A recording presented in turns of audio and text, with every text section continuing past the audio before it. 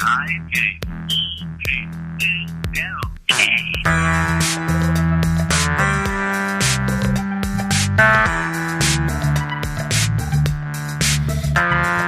hey, I'm here with April Lemley of Anchor Girl and T2. She's a triathlon athlete. And how are you doing today, April? I'm good, thank you. So tell us about this event that you're involved in. It's a T2/Ciclovia collaboration. Yeah, this Sunday we're having a really fun, we hope it's going to be really fun, scavenger hunt via Ciclovia, and that is with this endurance training program that I have fallen in love with called T2, which is short for the Team to End AIDS. And so how much money do you guys raise for AIDS? For AIDS, I guess it's research or support for people who...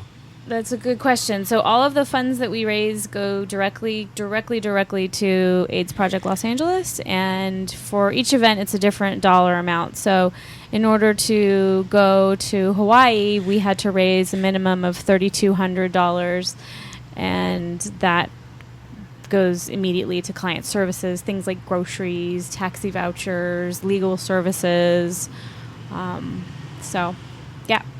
So you're helping people who are living with AIDS. And yes. And how much did you raise on that Hawaii? Was it a marathon? For the Honolulu Marathon, I raised $5,000. So you had 100 people with you. You raised $5,000 personally. Was that hard? I had my 7th death from AIDS last year, so it wasn't hard for me because I had a lot of I had a big reason, and that's why part of the reason I'm sticking with this program. I'm pretty passionate about it. So it was hard, but it was at a time when I had a lot of friends who were mourning the loss of someone very important. So we did some events together. So it wasn't just me. I had friends helping. So you had events just to raise money for this marathon? We did, yeah. I had a couple parties where did the silent auction raffle thing. That's how we met. Well, different silent auction raffle, but. So you went with 100 people to this T2 marathon in Honolulu, and you raised. We raised. I think it was a little over 100 people. I'm not sure, and the dollar amount. These are approximate. I wouldn't bet $1 on this, but we raised about $600,000 when we took that group to Hawaii. That's amazing. Yeah. And then, so the next thing you're getting involved with is something probably on a smaller scale, I guess, but it's at Ciclovia. Yes, we are. It was my wish to try to get this group of athletes to do more fun things in the community and not just be isolated in Griffith Park training, and to take the brand message into the community, but also to just be active and not be just doing sports on the weekend, but to actually be a group of people in the community having fun with the rest of Los Angeles. So that's what you do, though, together with Team 2 people. You do sports on the weekend. Well, most of our training is on the weekends, and most of the events end up being on a Sunday or a Saturday. So, yeah, I wanted to do more of kind of social stuff where we're just out being, part of Los Angeles community at large. Okay, and then you're going to meet at Pershing Square. Yes, so we're doing a scavenger hunt this Sunday. T2 is doing a scavenger hunt, and we're meeting at Pershing Square, and we're doing all of this using our smartphones and our Facebook. So you have to follow T2EA_LA on Twitter in order to get more information, but we are going to be meeting sometime between 10 and 11, I think. You can also follow me on Twitter. I'm April Anchor Girl. That's ANCHORGIRL. April Anchor Girl on Twitter. And we will be we have prizes, we have clues, we're doing it all on bikes, and it should be great. Okay, great. And so that's Sunday and at 10:30 at Pershing Square. I think. Most probably. But we're going to be tweeting a lot. So get on the tweeter. Get in the Twitter stream. All right. Embrace All right. it.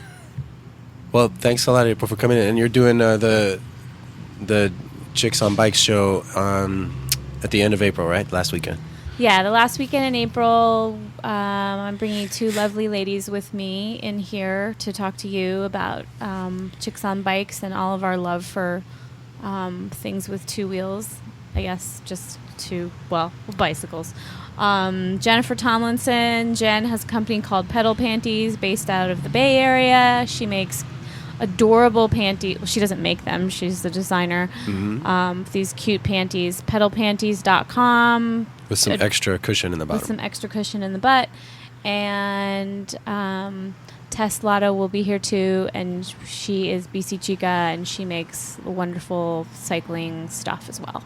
That sounds great. Last Saturday in April. All right.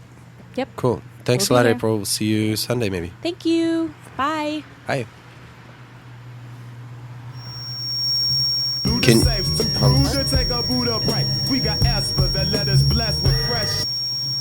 Can you hear me? Yeah, I can. Okay. There's something really funky about this line. I think it's our end. Oh. Okay, it seems better now. So this is JJ Hoffman from the LACBC. How are you doing, JJ? Oh, that's why it sounds better, because you've disappeared. Hello? Hello. So, trying to set up the phones. So, you've got the River Ride coming up. Can you talk to us about that? Sure. The River Ride is June 5th. It's 6 rides in one, really. And there are many mileages you could choose from. So really it's good for all ages, all abilities.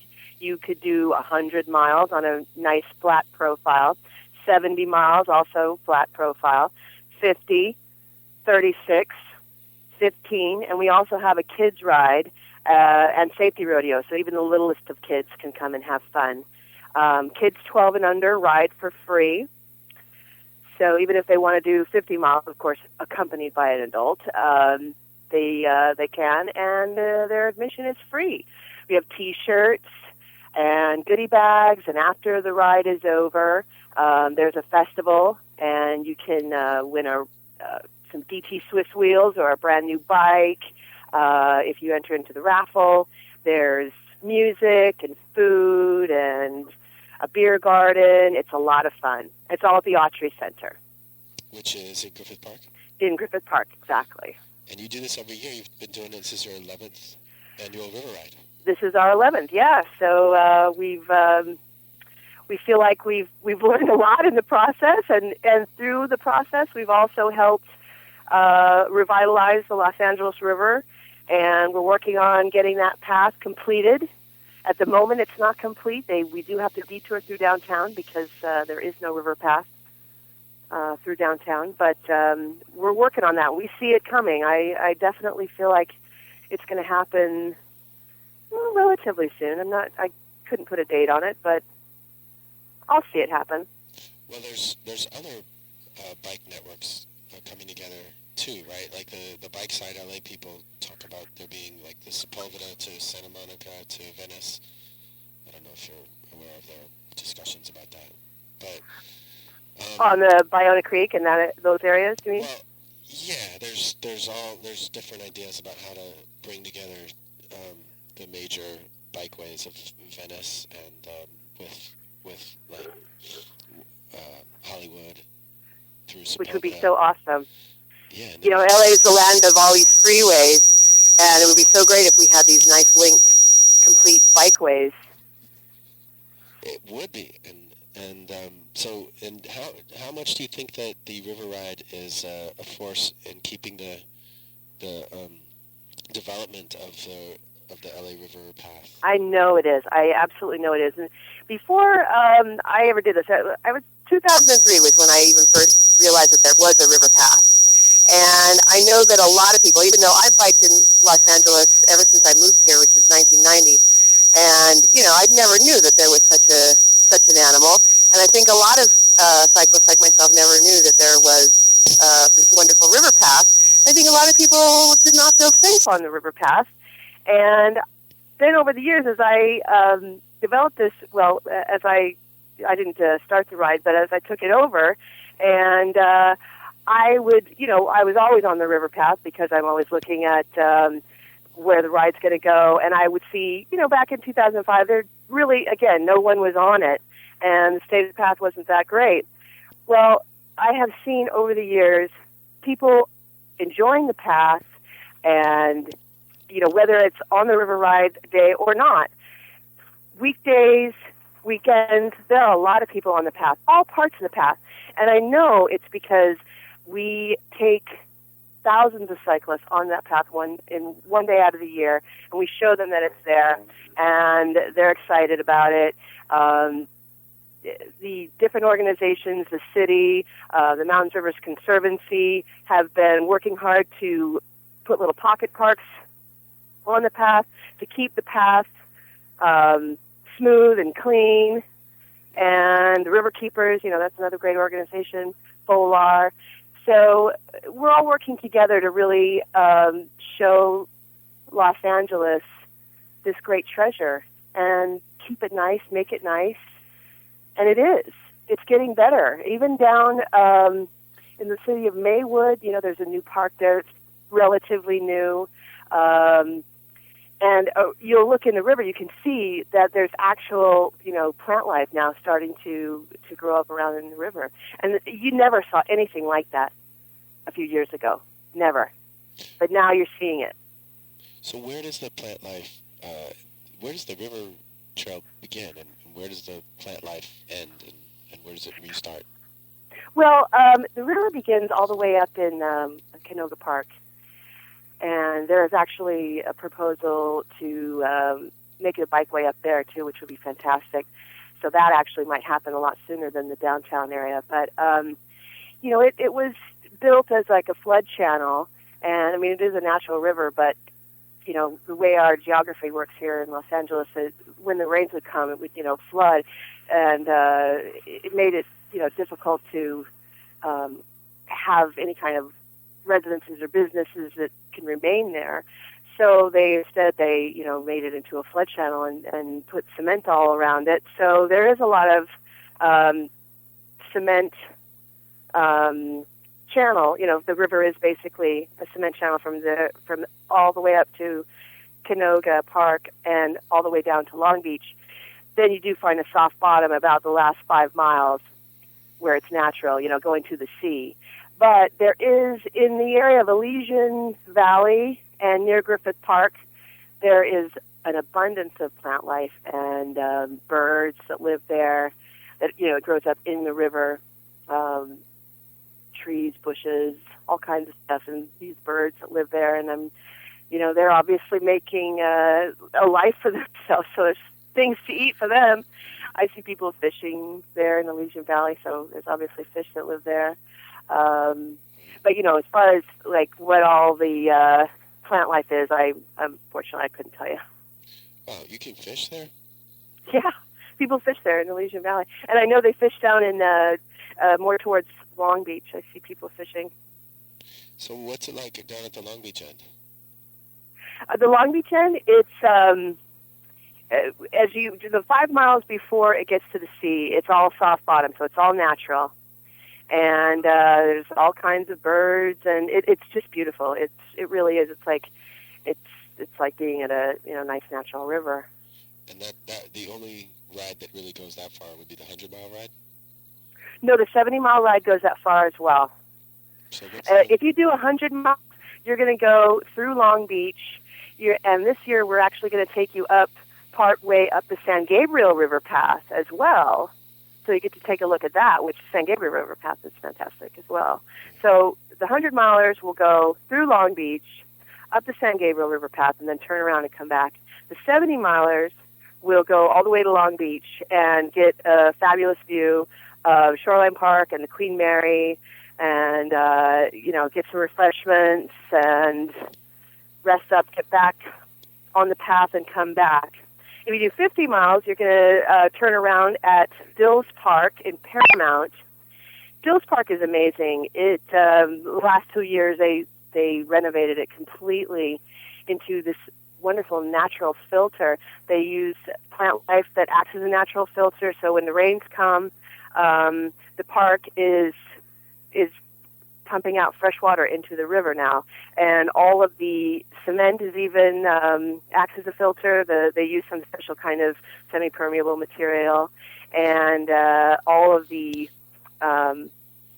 plastic things, the picnic tables or the athletic equipment that they've put in there is all made from recyclable materials. It's a great park. Which park? It's called the Ralph C. Dills Park, and it's in the city of Paramount.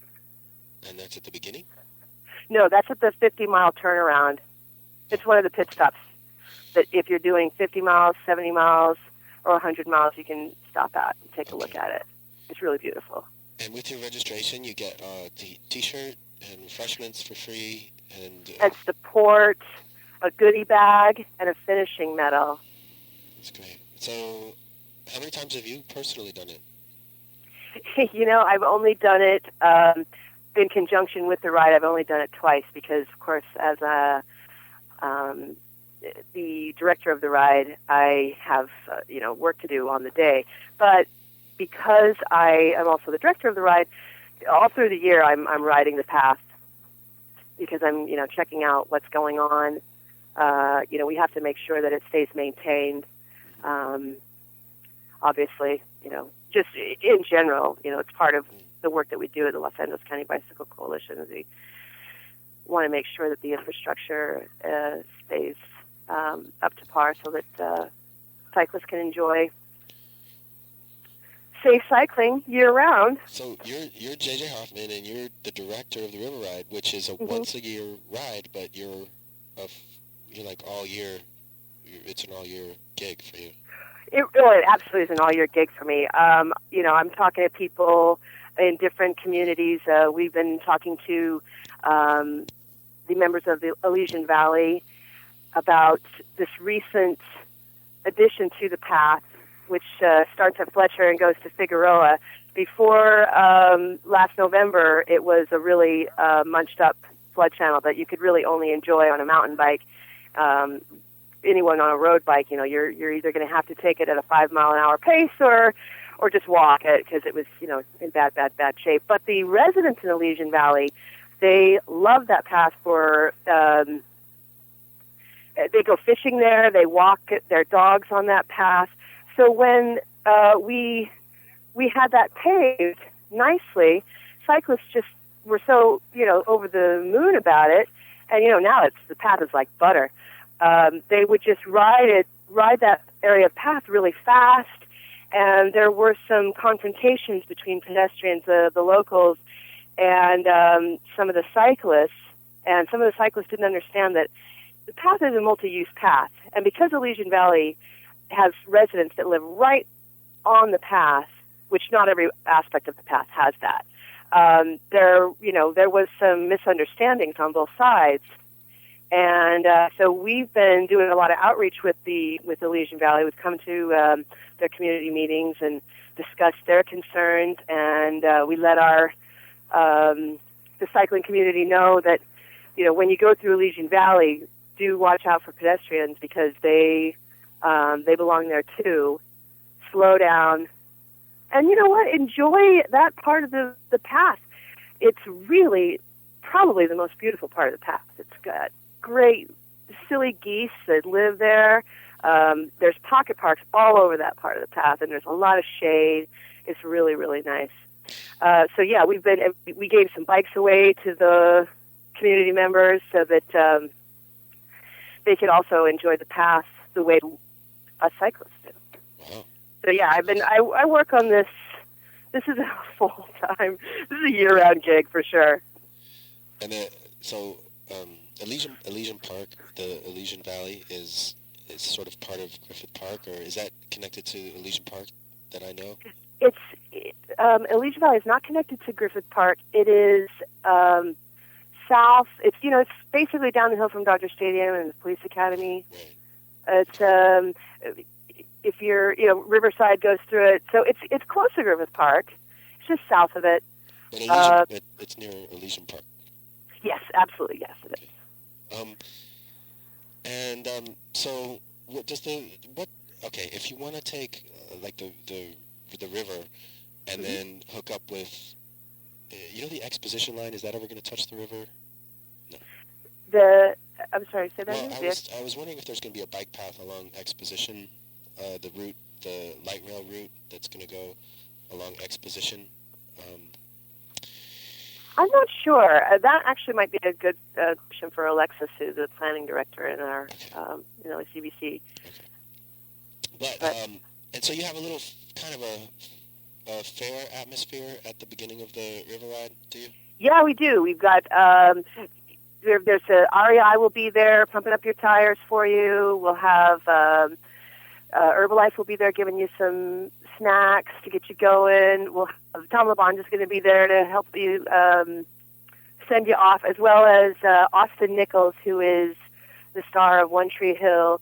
He's a big cyclist and environmentalist and definitely believes, he shares our mission that Los Angeles can be better on two wheels. He's going to be there. He's our grand marshal, so he'll be riding 100 miles with all the 100 milers. And yeah, there'll be music. So we'll send off the riders in style, and all along the path there'll be some pit stops. One in Elysian Valley, out in Maywood, Hollenbeck Park, where people can rest up for a little bit, get a little something to eat, and then of course, if something goes wrong with your bike, we've got mechanics all along the path. We've also got SAG vehicles in case you just somehow just pooped out. We can drive you back to the start, and then after you ride, that's when the real fun begins. We'll have a lot of good food, music, live bands, other surprises, and you can enter to win some of our great prizes from our sponsors, Specialized and DT Swiss. Do people come just for the party afterwards? They can if they want to. No, that would be wrong. But so then there's just. Did you talk about the kiddie ride just for kids? Oh yeah, the kiddie ride happens right at the Autry National Center. Yes Sports, which is Yes Sports. That stands for Youth Educational Sports. They put together a safety rodeo in the parking lot. They take a little chalk and draw a little path so that the youngest, newest rider can really stretch themselves, learn how to stop, learn how to take a kind of a curvier path without falling. Any kind of, however proficient you are as a cyclist, as a young cyclist, you're welcome. And that's free, of course. And then after they do the safety rodeo, they can do little activities like decorate your helmet, decorate your bike, do a little bike wash. I think there's face painting last time. Yeah, face painting. We'll have some surprises. Moms really in Motion. It seems like kids really got a lot out of it. They did. And also Specialized, through our partnership with Specialized, we have a lot of bikes that we are able to give away to children who otherwise wouldn't have a bike. So that'll be fun, and they can join in with us, and that brings a tear to everybody's eyes to see a kid get this, really cool bike. How many bikes do you give away? Over the years, we've given away over 100 bikes, or actually, no, like 200 bikes. But that started in 2008. We were able to, the ride's just grown and grown, and we were able to add that addition to the ride, the free ride to kids and bike giveaway. So the way we look at it, we're trying to build a generation of cyclists. I know a lot of kids who grow up in Los Angeles think that the way to get from here to there is in a car. And what we want to do is try and get, kids like really excited to ride, the freedom of it, the independence. So we're hoping that next generation of Los Angelinos are will see that no, you get from here to there much better by bike. It's a lot more fun. Right. I remember last time that I know somebody with kids, and I was trying to get her to go because I had heard, hey, free bikes for kids, and that was to me like I hadn't even heard so much about the river ride, but the free bikes for kids was a big selling point. Yeah, it's awesome. I mean, we it's not free bikes for all kids, unfortunately. That would be awesome, but we get a limited number per year, and that varies based on what we can handle. And then we do through our partners with Parks and Rec, we hand select the children who receive the bikes, and they're usually the children who have some need. Oh, so they're already kind of in programs through Parks and Rec? Yeah. They're cool bikes, specialized. They are. They're really great bikes. REI also gives us great bikes. Someone last year, the guy who won the Buzz bike, the Novara Buzz bike, he was so happy because he finally he had a mountain bike, and now he had a commuter bike, so he felt comfortable to commute to work because he has a pretty long commute. So that was awesome because it achieved exactly what we hoped it would achieve. He won it by just raffle from entering? Yes. Well, the REI raffle, that has to do with whether or not you pick up your packet at REI, which you can do a week before the ride. You can pick up your packet at one of the participating REIs, which all of that information is on our website, la-bike.org. Okay. And then you can enter to win the Buzz bike, and your chances of getting the bike are greater than your chances of getting one of our other prizes or bikes at the raffle, because fewer people pick up their packet. Huh. So you should do it. It's like one in 300 or 1 in 500. Whereas if you're at the site itself, then your chances are more like 1 in 3,000. Well, then there you go, REI. So pick up your packet at REI. All right. So, anything else that we can say about the river ride? June 5th. June 5th, the other aspect of the river ride, and we will have prizes for fundraisers. We wanted to do a fundraising element. We just started this last year, and we're just getting it going now. If you join and also get your friends and family to donate to your cause, the highest fundraisers will win prizes. One of those prizes being a set of DT Swift wheels, which, these are top-of-the-line wheels. And they're worth about $1,200 just for the wheels. So, more information is at la-bike.org. Okay. All right, great. And you're on Facebook, too? We are. So we can find out all about your likes and dislikes. Yeah. All right, well, thank you so much for calling, J.J. Hoffman. And thank you, Nick. And, sort of keep us up to date on developments. I absolutely will. Would love to be able to call in again. Okay, great. Thanks, Nick. Thank you. Bye. You too. Bye-bye.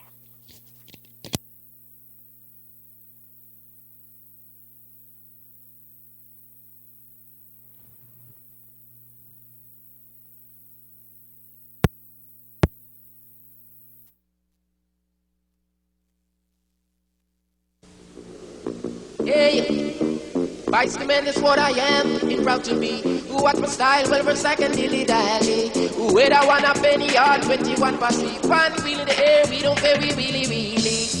I took a turn on the avenue, saw this girl that long time I knew. Hey girl, how is the day? Hey, she looked at me and this is what she said. She said, she don't want no bicycle man. Oh, she is looking for a car man who wanna drive some minivan. I looked at her and smiled a while. Hey, she realized I didn't like her style. Cause bicycle man, that's what I am, and proud to be. Watch my style, well versed, I can dilly-dally. Whether I want a penny or 21 past 3. One wheel in the air, we don't pay, we really. The next day, she see me in a motor car, flagged me down, asked me if I'm going far. I looked at her, do you remember yesterday? She looked at me, and this is what she had to say. Says she no want no bicycle man, oh she is looking for a car man who wanna drive a minivan. I looked at her and smiled a while, hey, she realized I didn't like her style. Cause bicycle man, that's what I am, and proud to be. Who what's from style, well we're cycling dilly-dally. Who would I want a penny or 21 posse? One wheel in the air, we don't pay, we wheelie wheelie. I'm riding. Big Crystal on the mic. Now this man. Okay, so we're here, Bike Talk. We are hoping to get a call, well, we're scheduled to get a call from Charles Gandy from Long Beach. He's the Long Beach Mobility Coordinator, and he's done a lot of work in Long Beach with bike sharing through Bike Station. And what else can you say, Chicken Leather? Charlie Gandy comes from Austin, Texas. As you know, I don't want to draw direct parallels, but Texas has had some, let's just say, some success with biking, but they've also had more success with planning. I wonder if this harkens back to a time when there was nothing in Texas, and lo and behold, LBJ said, hey, we got to get the space program here. So they started giving all sorts of things like cars and homes and making Houston almost a capital in itself. But because you're doing this in land, let's be honest, there's not a lot in Texas. They were able to almost plan the city. And I'm not saying they were Louis Kahn when they did it, but they were looking at more or less the car being the central kind of thing, almost like Brasilia. Jump forward 10, 15 years, and they realized that they could be doing more. I think Charlie Gandy, you correct me if I'm wrong, was from Austin, and they wanted to make Austin almost like a destination city. I know that there's other things that exist, but being part of that equation, he was able to almost re-sculpt the city. You know, I'm doing this half-assed.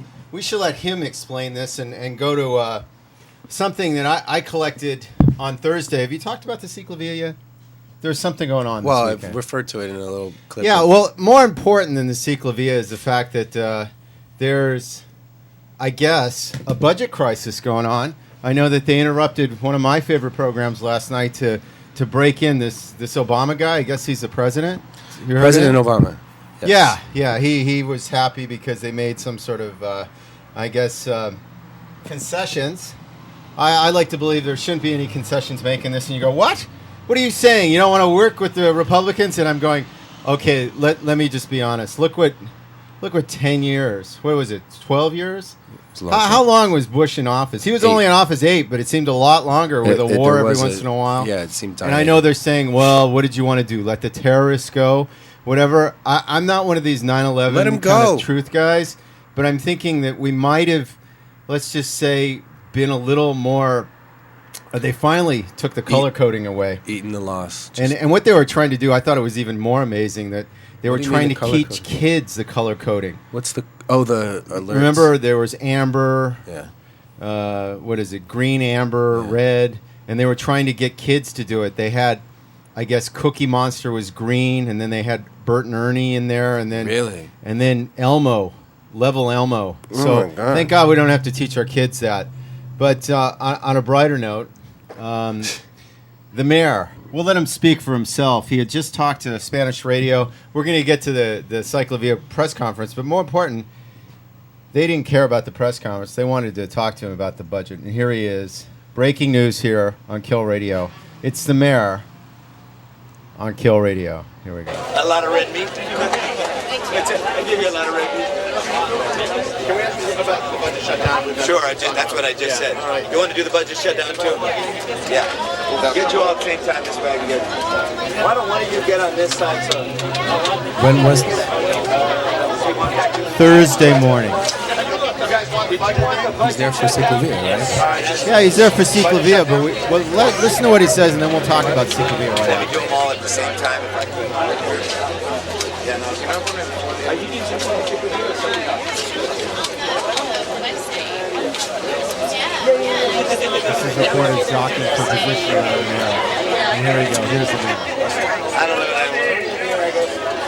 Is it true some of your employees are riding a bike to work? Okay, so budget federal. So how is this going to affect the city? Well, first of all, let me just say it's happening. You were the first one, by the way. He was kind enough to wait for all of you. Thank you. All right, here we go. First of all, it's absolutely outrageous that things would come to this, that we would be looking at another government shutdown or another continuing resolution. And the fact of the matter is, while it takes two to tango and both parties bear some responsibility here, the fact of the matter is House Republicans have been absolutely irresponsible in the way that they're bringing us to the brink and forcing the possibility of a shutdown when the fact is they're not very far apart on the numbers, and this is just about the ideological battles that they've continued to wage since they took over the House a few months ago. Now look, but you got to understand, disproportionately, as an example, if we were to pass H.R. 1, disproportionately, the people that suffer in these situations are the poor, are the elderly, are children. Disproportionately, they're targeting programs that protect the safety net. And the fact is, while we are looking at historic deficits and debt, we've got to do this in a way that looks at the entire budget and doesn't just go after the weakest among us. And that unfortunately is what they're doing. In terms of immediate impact, I'm just trying to think of like what you wake up to as a mayor, what you do as a city official, and suddenly the federal government is not there back to you. Well, there is an immediate impact, but that impact will only grow over time. I can tell you that we're in the process of assessing exactly what happens to the city. Municipal government will continue to function. I want everybody to know that. Well, our city do you think? doors and Wait a second. continue to be open. But the mayor continues to talk about working with other people, working with the other side and federal stuff. government And affect our residents. So that's what You don't have to worry about the the city shutdown. of Los Angeles. why? What do you think California is separate from the United States? They avoided it. Yeah. They voted it last night in the middle of, like I said, I think I was watching Nightline. They broke in with it. That was the top story there. Along with, what's the guy, the Russell character? The English guy. I watch TV all the time. I have to. Where do you have time to watch TV at all? I don't. I actually came home and it was on. I was trying to dub, and in order to carrier frequency instead of bars, I do that. I just put on the local TV. But they were also talking about nutritious effects of pie in America. I guess we're going back to pie, not the mathematical like Aronofsky, but the idea that I guess pie is now seen as nutritious, like sugary cake. Ideological battles. Let's listen to the mayor a little more. You know what? People want their government to work, and they want their absolutely. legislators to work together. And so they can take a page out of what we do here. You know, we all have our views. But in the end, people want you to get beyond your views and fix problems. And we're not doing that. Thank you. Well, that being said, the mayor is talking about fixing problems at the Ciclavia thing. It was kind of funny because, and I'm not saying this like funny aha or funny like a clown. It was ironic that he was talking about fixing the budget, and yet we're at a bike concert, and I'm going, isn't anybody going to draw the two together? We're at a bike thing. Bikes work, even though they're part of, quote unquote, the other technology. They work enough. And everybody was kind of looking at it like a novelty. They even had Bobby stand up with his tall bike. We're going to hear from him in a minute. He's one of the originators of Ciclavia, and he talked for a minute, and we'll hear from him. But what was amazing is we were all kind of discussing what was going to be how people were getting to Ciclavia. Can we pause for a second? Yeah, we can pause for a second. What's going on here? We got a call from Charlie Gaddy's management. Uh-huh. He's not from Austin. He's not from Austin? No. Oh, I stand corrected. We are getting his bio. emailed to We're us. pulling up his bio as we speak. Yeah. So what do you got here? So anyway, this is at the rollout. Wow, I'm really sorry. I thought he was from Austin. I thought he was progressive. I thought he you mean he wasn't the guy at South by Southwest with the soy bomb on his chest? That wasn't Charlie Gandy? We didn't get that far in the conversation. Oh, wow. Well, we're going to find out what part of Texas Charlie Gandy's from. Maybe that's not a Texas accent. I don't know, man. Oh, man. I know no. I know that you are a big I guess I can fan. I am a fan. I've seen him talk in Long Beach, and I saw him talk in Glendale, and this would be the chance to put him on right now on tape. But you know what? I think we owe more to him, and we're waiting for him to come on live. I guess his people are now talking to our people. Isn't this how things are done? Our people talk to their people. It's never really the front thing. Unless if by our people you mean me. Yes, I mean you. Anyway, some of the other stuff that we're trying to get here. Let me see if I can back this up a little.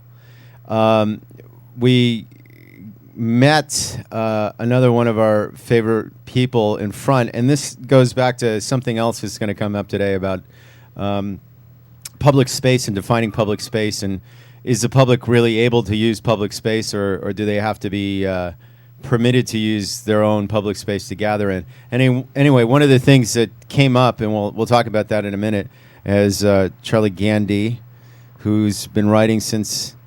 No, wait a second. Okay. Well, we're actually trying to suck it in and report at the same time. Anyway, with that being said, let's go to Joe Linton, who was on the steps, sort of telling you what this Ciclavia is going to be about here on Kill Radio.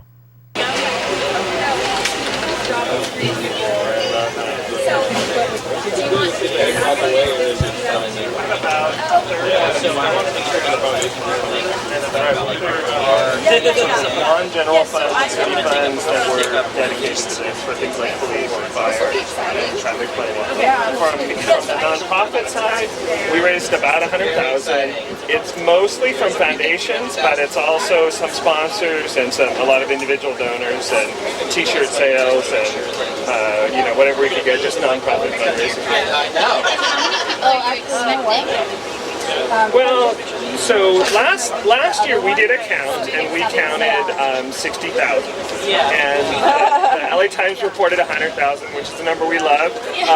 And so we're expecting 100,000 this time because I think that people had a great time. A lot of people wanted to come and missed it, and so they're going to come this time. A lot of people came and loved it, and they're going to bring friends and family this time. So I think it's going to be bigger. And what on the day of the event, what should I not miss? Like, I know you guys have a lot going on during the day. It's not just biking and walking. Yeah, I mean, I think. Sorry, is this going to be audio or is this going to be an article? Audio. Okay. Is that okay? Yeah. You're talking about Sorry, one of the things I think is important is just be spontaneous. There's going to be lots of families, lots of kids, lots of restaurants. Anywhere where you start on the route is going to be wonderful and is going to help you see Los Angeles in a different way. So I don't think I'm going to say a couple of things, but I think just show up and be and experience spontaneous joy in the city of Los Angeles. But I think a lot of the architecture downtown is just incredible, and you can see it from the street in a way that you can't when there's lots of cars in the street. So I recommend biking or walking through downtown Los Angeles. And then I'd recommend at 9:30 in Little Tokyo, we're going to have opening ceremonies. Lance Armstrong is going to be there, the mayor's going to be there, and it'll be a kickoff.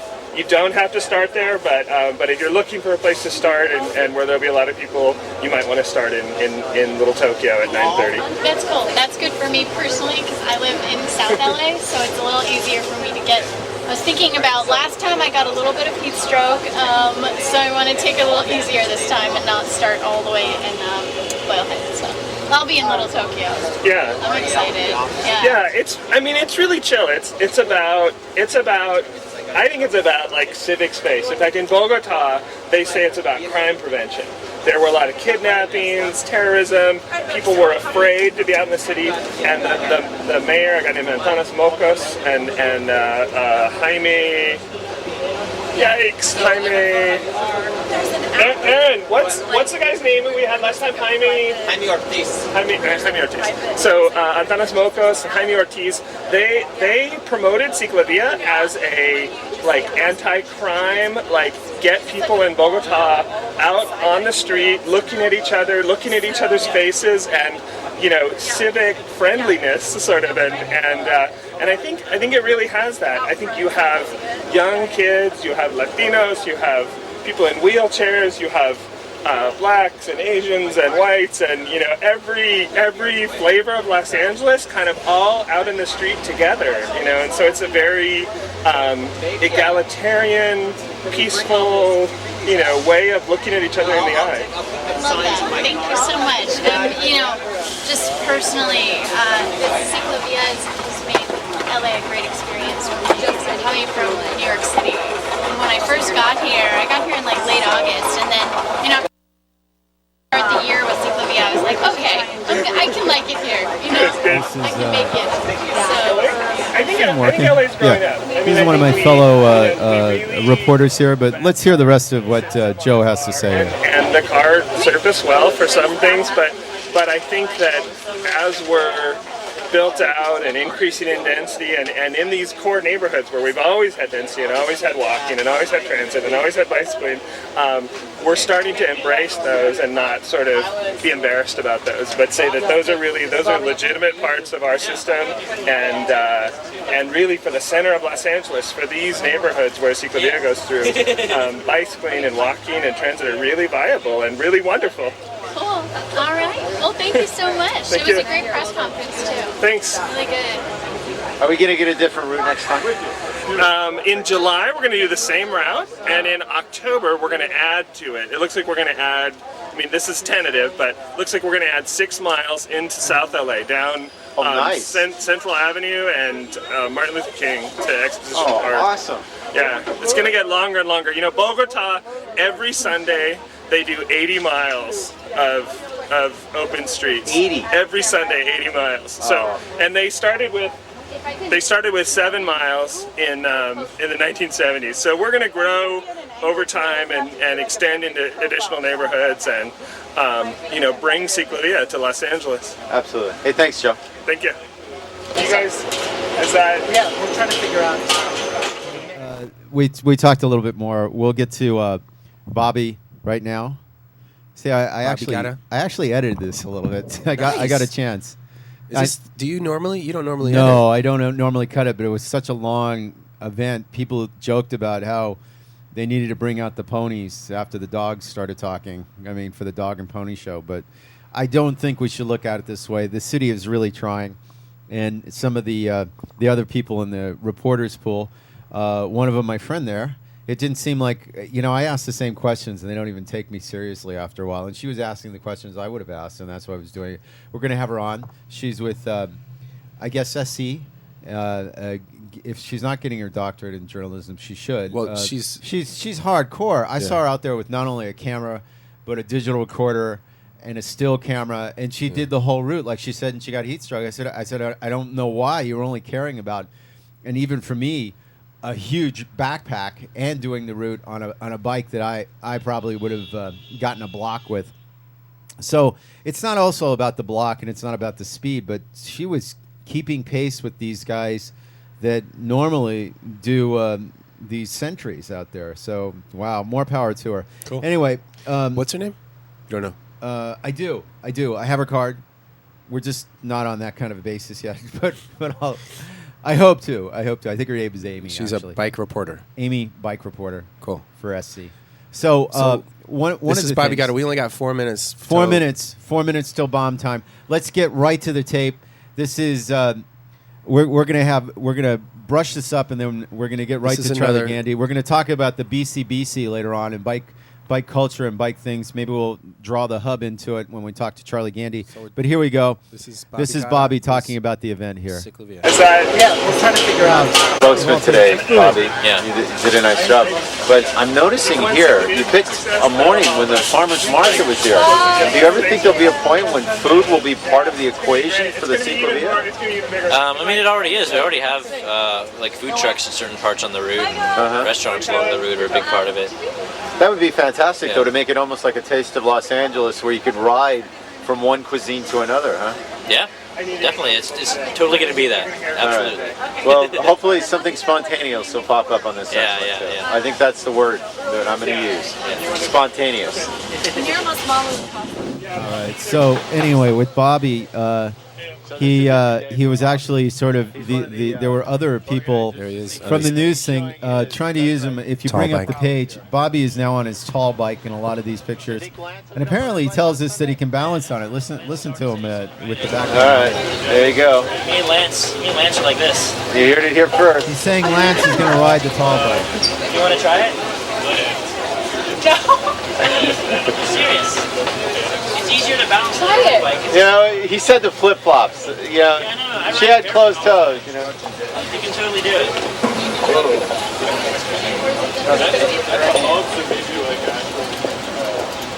So he's really got a he's got this down to the tall bike. Boots, you can do it. I can't even ride a normal bike, okay? These are reporters that they sent out saying they couldn't ride normal bikes. And I have to argue with them. It's not about what the carbon fiber bike or the 3-speed or a single speed or how many speeds. It's whatever bike you feel comfortable on. Obviously, Bobby is doing a little bit more reporting and stuff. And I believe this is going to be our featured phone call here. It is Kill Radio Bike Talk on KPFK and on the podcast. That's Charlie Gandy. Hey, Mr. Gandy, how are you doing? Is this Thanks Nick? for calling in. Yeah, this is Nick. Good to hear you. Thank you. We were just having a big discussion about you're not from Austin like we thought, but you're from Dallas. Well, I lived most of my adult life in Austin, but I was originally born in Dallas. It's true. Oh, okay, good. Well, then we were pretty close. Right. So, now Chicken Litter here has been to several of the events that you've spoken at, and he's brought in tapes of you speaking before. Wait a minute. Could you start over? Who were you talking about? Chicken Litter. He's the co-host here. Oh yeah. Okay. Good. And yeah, he's brought in footage of you talking before, and you're really probably one of the biggest celebrities in the bike scene in Southern California, I would say. And well, that's nice of you to say. It's a small pool. But and a lot of that is because you're synonymous with the Long Beach bike scene, and that's such an important force here. I am a part of it, and I'm part of a great team that is really doing some amazing things, and I presume that's what we're going to be talking about today, right? Yeah. Because you're the Long Beach Mobility Coordinator. That's right. I'm your man. So, are we on the air now? We are on the air now. Okay. Oh, I guess I should have told you that. That's all right. So, I have some questions. So how did you find yourself in the position where you managed to keep things going forward, where other cities, other municipalities, they just drag out these processes without actually doing anything? Because the city is the wrong place to focus the attention. That's the first mistake. The city of Long Beach is like lots of other places, like every other government entity. It's really good at responding to citizens who bring them solutions and or consensus about a change in direction. And they're really not very good at trying to do that on behalf of citizens without citizens as catalysts. And so it's a misplaced assumption, particularly in these days of short budgets and people being laid off, that professionals and specialists, particularly in the bike world, are vulnerable to think that that the government's going to do it on behalf of a group such as bicyclists. No, the real magic is when citizens elect people who are sympathetic to bicycling and hold them accountable for an agenda, and therefore the political will is established to move in a direction, and then the city's role is to respond to that, find money and specialists to carry on a campaign. And so that's really the story of Long Beach, is how citizens initiated what has become a significant movement here to transform Long Beach from where it's been, which has been a kind of a mainstream, mediocre Southern California bike town, into one of the best bike cities in the nation, and certainly a sentinel for bicycling in Southern California. So then how did the citizens get together? Well, they, as bicyclists, they traveled, they went places, you know. Mark Bixby, who was tragically killed in an airplane crash about a month or 6 weeks ago, is an example of the type of person here in Long Beach that had gotten out and gotten around and saw where bicycles had become a symbol for quality of living and an active living. In his own life, he was raised in Long Beach and used his bike as a kid, and was an amateur bike racer on the weekends and early morning training rides. And he saw where, and his family's a major founding family here in Long Beach. He could see where bikes could serve, among other things, as a way to freshen up the image of Long Beach. He could see where it could be one of those symbols of quality of living that could be a economic development tool. He could see it as a way that would fit and be authentic in Long Beach, because he had been to Copenhagen, he had been to New York, he had been to Seattle and Portland and San Francisco.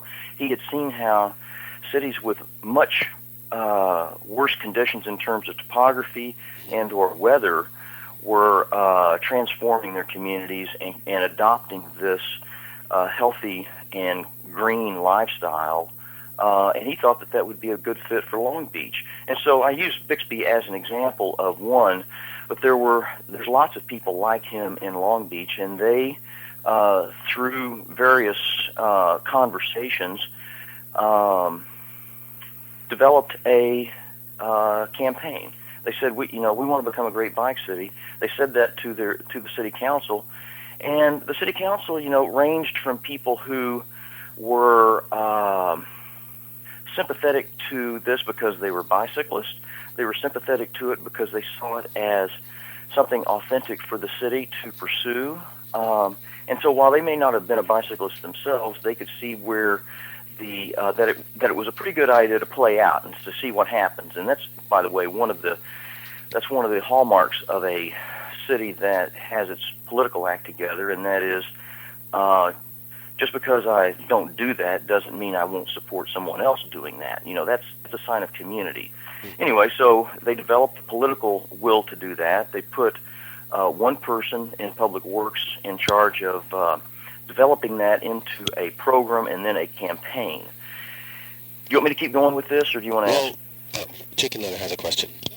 Well, Charlie, you've touched on something just talking to me, and I wasn't interrupting Nick to get in to talk to you. You were going on a great kind of groove there, but it's kind of funny because we're at a bike event, and the big news thing that everybody wanted to get the mayor on was like, hey, what do you think about this standoff with the Republicans over the budget and stuff? And instead of seizing the moment, it was almost like, it was like name calling to the Republicans for the mayor. I'm not criticizing him. I mean, that's how he sees it. I thought it would have been nice if he had said, well, we understand their pain, and we're looking for other alternatives, and perhaps maybe even adapting something like the bicycle, which isn't a new modern invention with untested technology. It's something that we've sort of proven after 200 years. It'd be nice if we could just say, hey, we're looking further to implement these plans to embrace the bicycle and make it part of maybe the solution to our economics until we can get back on our feet, until we prove the electric vehicle that Detroit is moving out can really satisfy some of these things. I think it has to be both those things. And while I take over the floor here, I'm gonna step down from the soapbox and see. You in Long Beach have recognized this with a little more infrastructure than we have in Los Angeles, and maybe you could comment on that.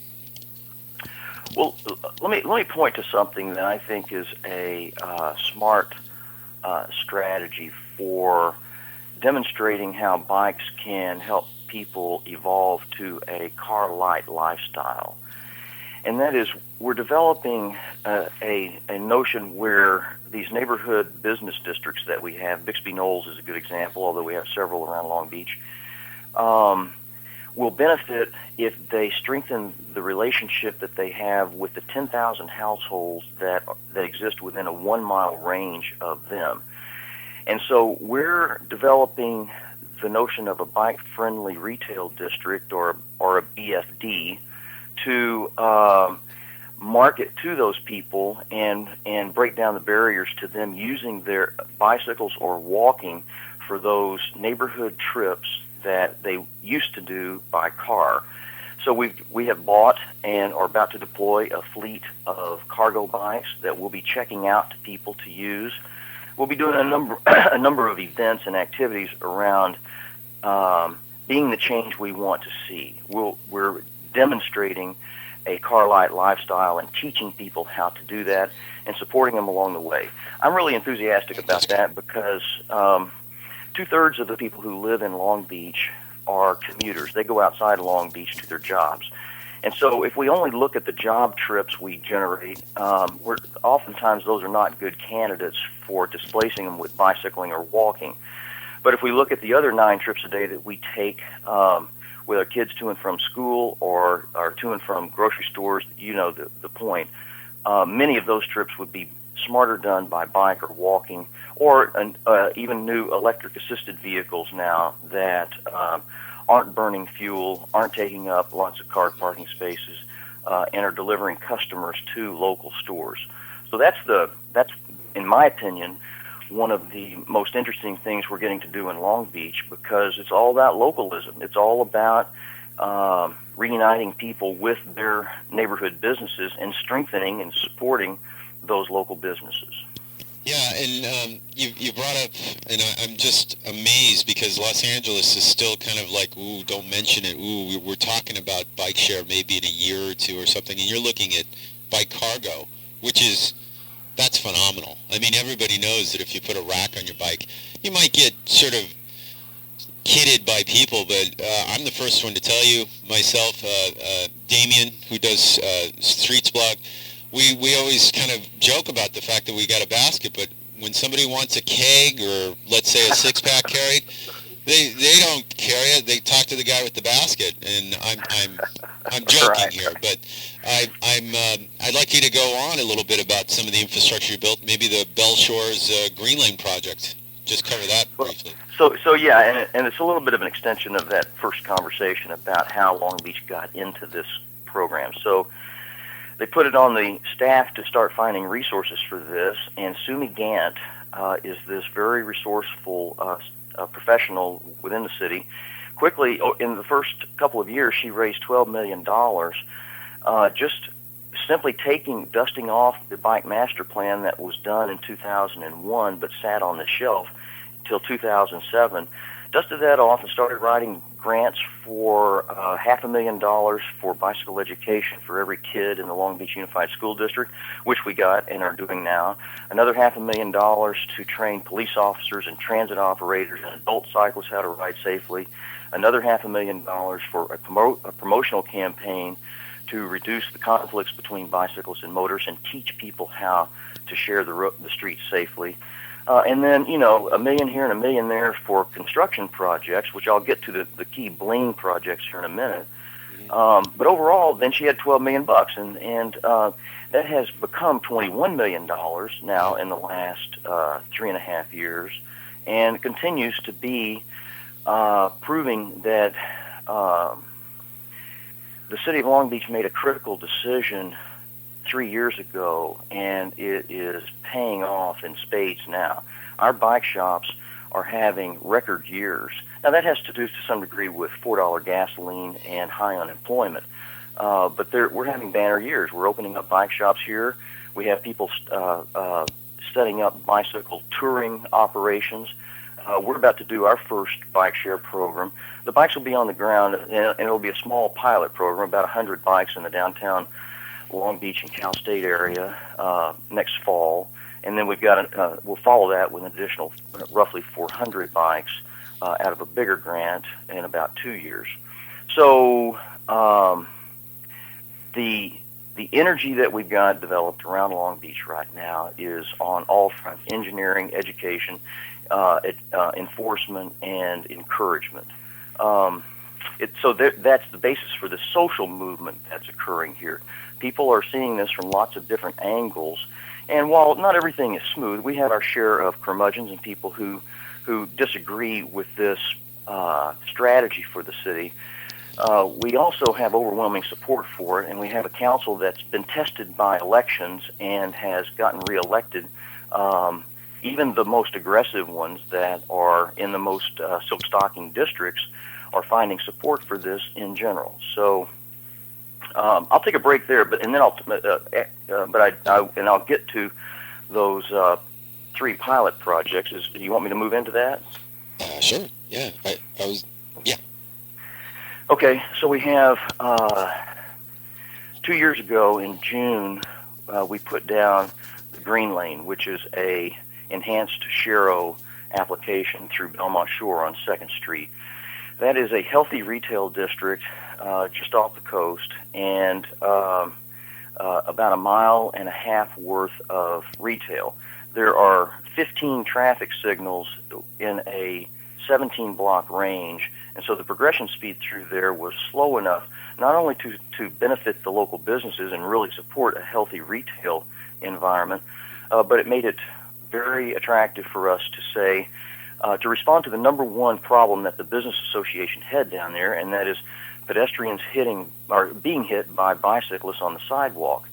And so by putting the Green Lane out there, our success record is as follows. We've doubled the number of bicyclists from 400 a day to 800 a day. We've significantly reduced the number of people riding on the sidewalk. By the way, we did an education campaign, and now we're ticketing people for being on the sidewalk, and so the word has gotten around, and the sidewalks are now a safe place to walk. And we haven't increased the number of car-bike crashes, or our safety record is solid, as good as it was prior to putting in the Green Lane. So that won a national award from the National Institute of Transportation Engineers as the best innovative project in 2010. So we did that almost 2 years ago, and it's proven effective, among other things, in reducing the conflicts between bicyclists and motorists, because the authority figure is putting out there on the street clear messages that say to motorists to share that space to cyclists, and to say to cyclists, get off the sidewalk, here's your place in the public way. What is the Green Lane? Is it green? Is it like a stripe? It is a 6-foot wide green stripe that runs right down the middle of the number 2 lane. Let me paint this picture. We've got a retail district that has 2 lanes in each direction, with a median in the middle and parking on either side, and then the sidewalk. And so that outside car travel lane next to the parking lane has now become known as the Green Lane. So it's a shared lane between bicyclists and motorists. It's actually just another way of expressing what the law has been in America for the last 100 years, and that is where there's not enough room for bicyclists to move to the right safely. The legal place for them to be is in the middle of that lane, sharing that lane with motorists. So all we've done is, by putting that green stripe down with a Shero, is indicate that that's the way this street should be treated. So that was the Green Lane. the second project that we put down is not a federal pilot project. The Green Lane is, and we're studying that, and engineers are looking at that and for other applications in other cities now. The second project is a bike boulevard called the Vista Bike Boulevard, which is about a mile and a half long residential street that runs east-west through the lower tier of Long Beach, and it connects 3 elementary schools, and really is just a priority street or for bicyclists, and to discourage motorists from using that as a cut-through street. The way we do that is use traffic circles and roundabouts, 8 in total along that route, along with a diverter at the main intersection at Redondo, and therefore making it a very attractive place for kids and adults to ride bikes. And we're doing the counts on that this summer after having it operational for about 6 months. And but we're anecdotal evidence demonstrates that we've about tripled the number of bicyclists using Vista since we opened it last December. Charlie, can I interject here? Sure. You talked about how this was now kids can ride this route to school. This sounds like a no-brainer, safe route to school if you have a green lane there that's 6 foot wide. I think in LA we're just fighting for 3 feet, and you already have 6 at some of these places. Yeah, I'm not sure that. I don't want to confuse the two, though. The green lane is a shared lane, and the bike boulevards is a this is something different. Right. Oh, okay. Right. Wow. So, but if it's a safe route for kids to school, this might solve a lot of the problems of. This is in a neighborhood that has a grid system where you have a major street. And then a block over, you have a residential street that goes to the same place, but is not designed to be a through street for motorists. You can design that as a bike boulevard so that more cyclists can use that. They can see a route without getting on the main boulevard. Mm-hmm. And so by design, it encourages motorists, of course, in the arterial, and cyclists on the bike boulevard.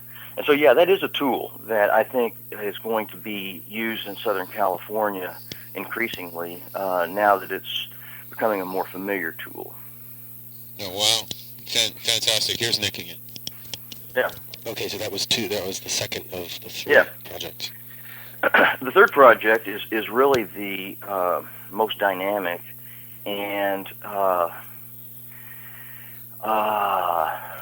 ambitious of the 3, and that's because we have taken the cues from European cities that, and we've taken the cues from Seattle and Portland and New York City, and have installed a separated bike lane on 2 major arterials. No, they're not major arterials. 2 arterials through downtown Long Beach on Broadway and 3rd that have the potential of truly transforming those 2 streets into much more attractive places for retail and adjacent living.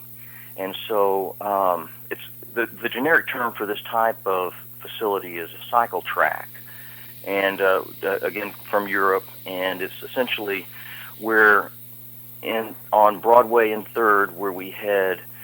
These are one-way streets through downtown Long Beach, east and west. Looking at the capacity of all of our streets in that corridor, meaning we looked at about a quarter-mile range on either side of those 2 streets and said, what is our capacity to move cars through here efficiently? What are we doing now? Do we have extra capacity or not? Based on our feasibility studies, we could take a lane off of Broadway and 3rd and convert it to a cycle track or a separated bikeway without having a significant impact on commuter traffic.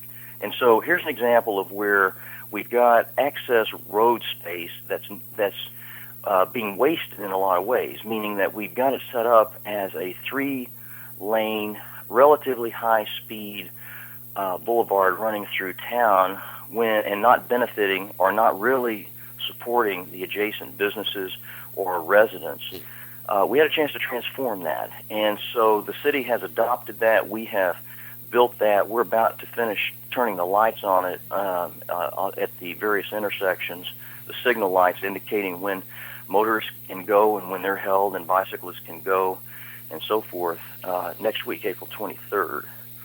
And so we want to invite people down to see this and to ride it. And all three of these projects represent fresh thinking. They represent applications that could be done in virtually any place in Southern California, because the bones of Long Beach are remarkably similar to the bones in the other 88 cities in LA County and Orange County.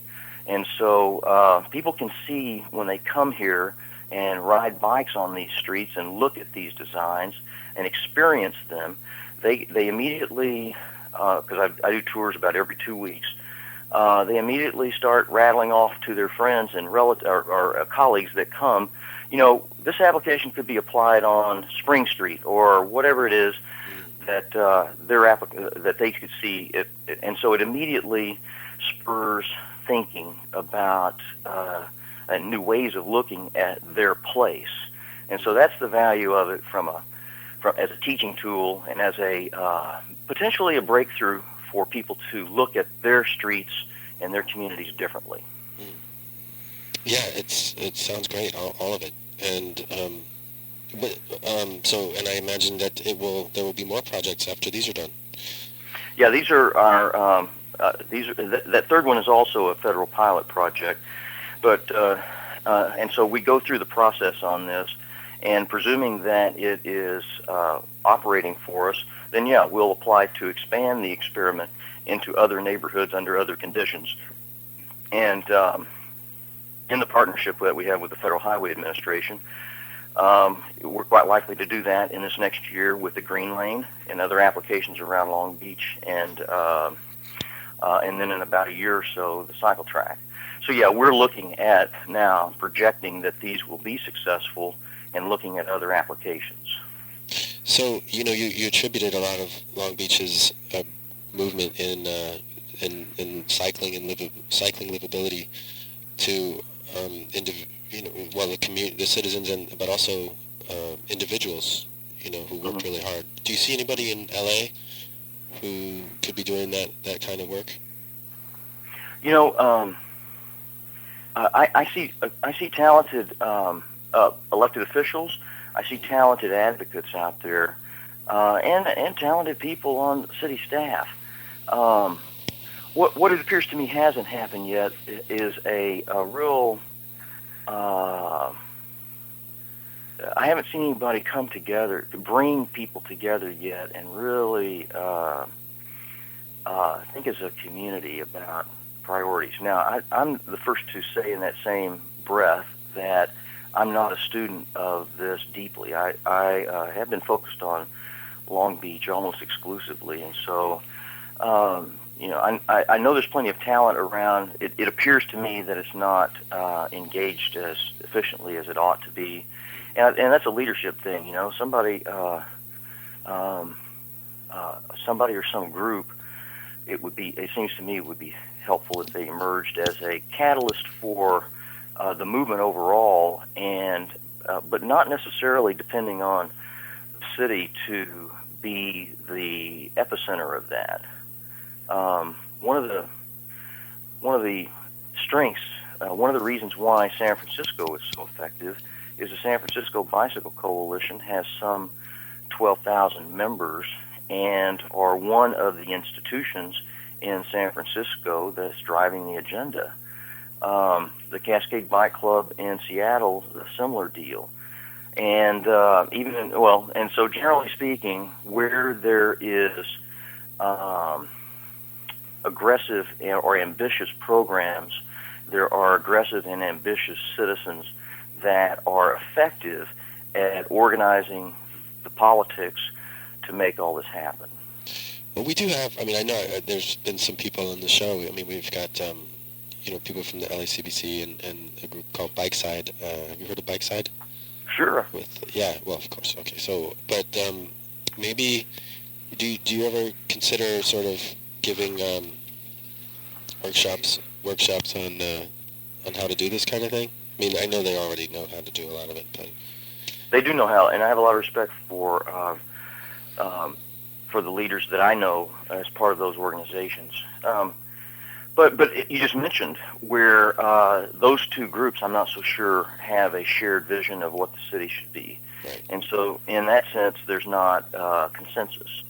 And it's, I think I mentioned at the top of the show, government is really lousy at solving people's problems, but it's really good at responding to people that bring them solutions.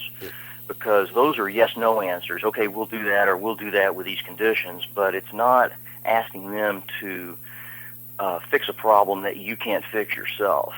And so, and you know what? Let me pause here and say that the city of Los Angeles is only about 8 times bigger than the city of Long Beach, and so their issues are big and complicated, and it's a more difficult, complex city to work in than a city like Long Beach. But having said that, there's plenty of neighborhoods in Los Angeles that look exactly like the neighborhoods of Long Beach. And so if we look past the major arterials, if we drill down into neighborhood riding and getting back to that notion that if we just got motorists out of their car one time a week to ride that cargo bike to the Trader Joe's on Saturday and loaded up their $100 worth of $2 chuck onto their bike and rode it home, that small step would be a dramatic change in the way that neighborhood perceives bicycling and the way that neighborhood then would respond to bicyclists. And so, that's a baby step, yet it's a critical next step, in my opinion, for the transformation of not only Long Beach, but also Los Angeles and elsewhere. It's very much about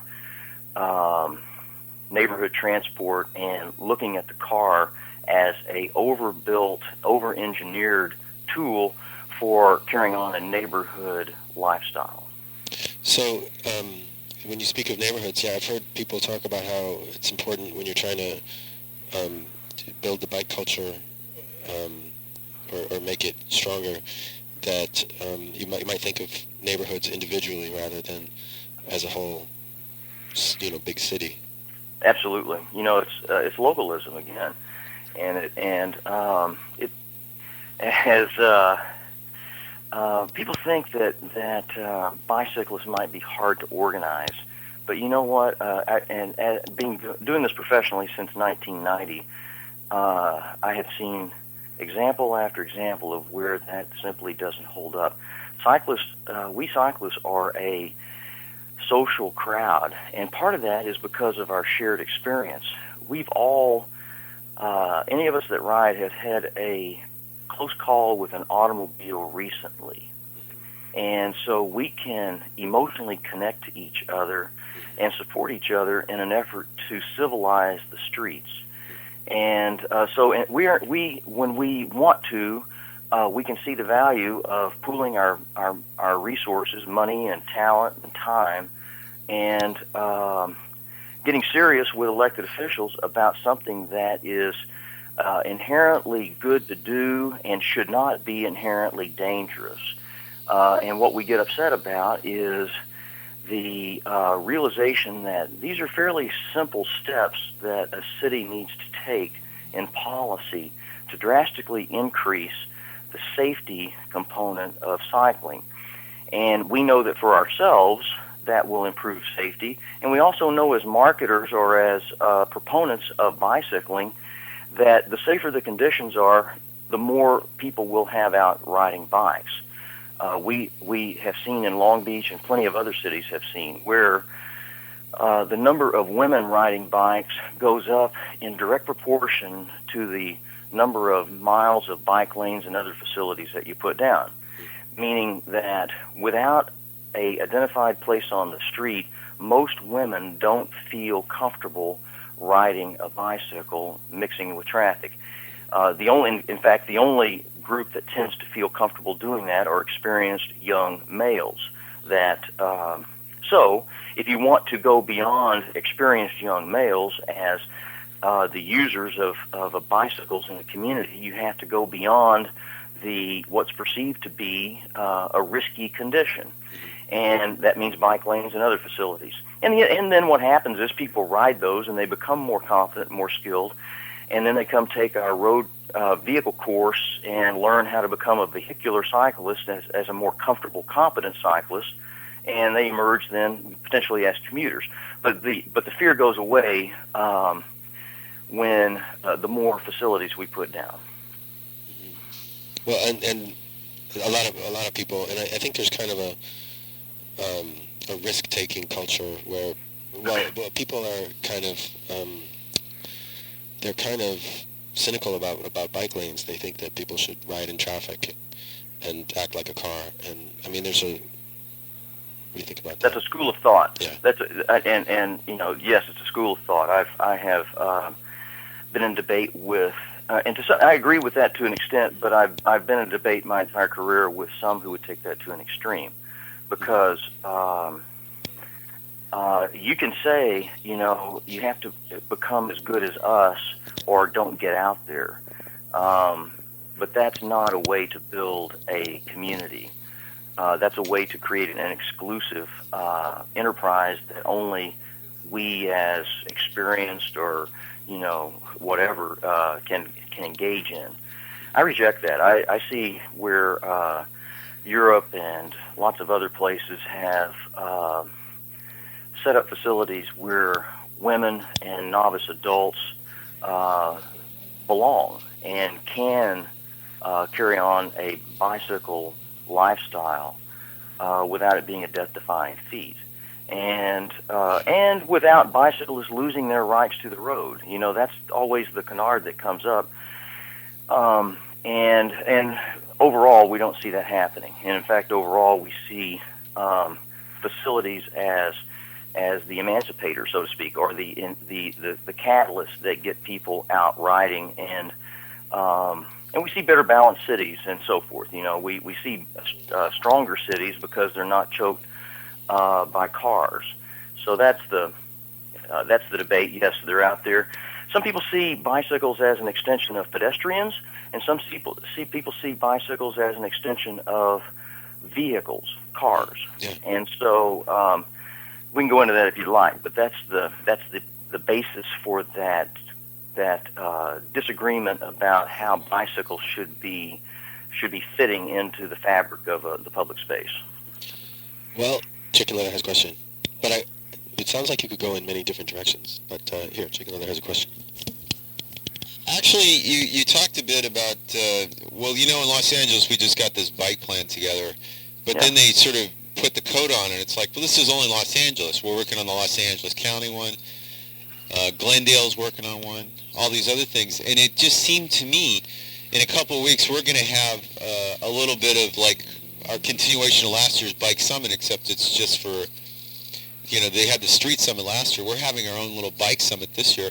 I'm thinking, do you see in the future maybe the municipalities having their own little Street Summit, Bike Summit, and talking about like, hey, we've this worked down here, maybe this will work up there, or something? Well, we're not ready to announce a date on that yet, but we are planning just that kind of activity for September of this year.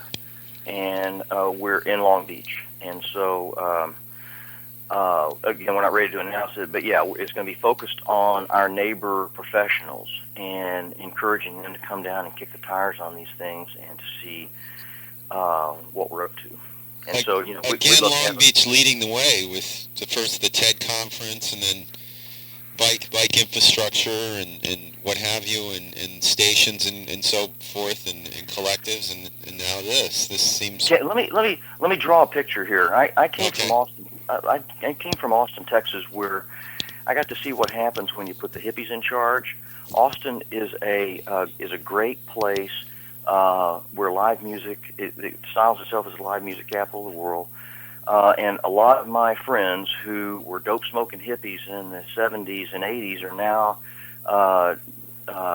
elected officials and running agencies that are some of the electric agency, for instance. Roger Duncan used to be a former council member, now is running one of the greenest utilities in the nation. So Austin has carved out this this place as something in Texas that's unique and special and different from Houston and Dallas and other parts of Texas. And Long Beach is doing a similar deal. But Long Beach is a story of what happens when you put the athletes in charge, because these are people who live here partially because it's a great lifestyle, and it offers a good living.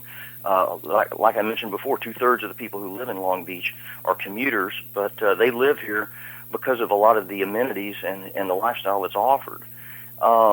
And the people who are running the place now, the city council and staff, are recognizing, or in their own lives, they value this stuff. They hear it from their constituents, and so this is not a foreign concept around here. It's just it's a fresh way of defining who Long Beach is to ourselves and to the rest of the world. And we seem to have general agreement on that. So a couple of things I wanted to touch on. One is your roots, and another is Long Beach as the end of the Blue Line, and another is Bike Station. Okay. So do you want to start by talking about how you evolved to have this this view of this philosophy of cities and bikes and well, I was raised in Denver and Dallas.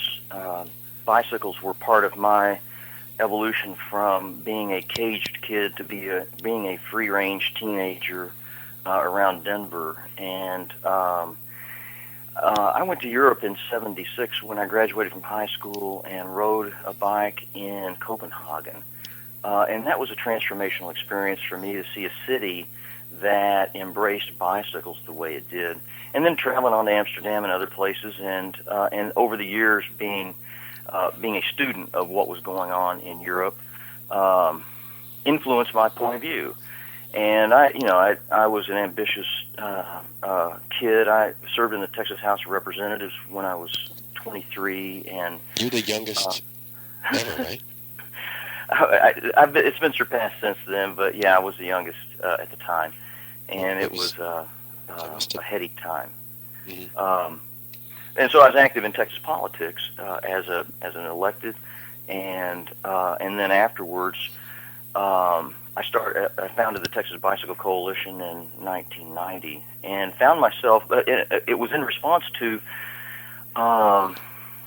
the fact that the bicyclists didn't have a voice in Texas. But I was a student of community organizing. Saul Alinsky's a mentor of mine, and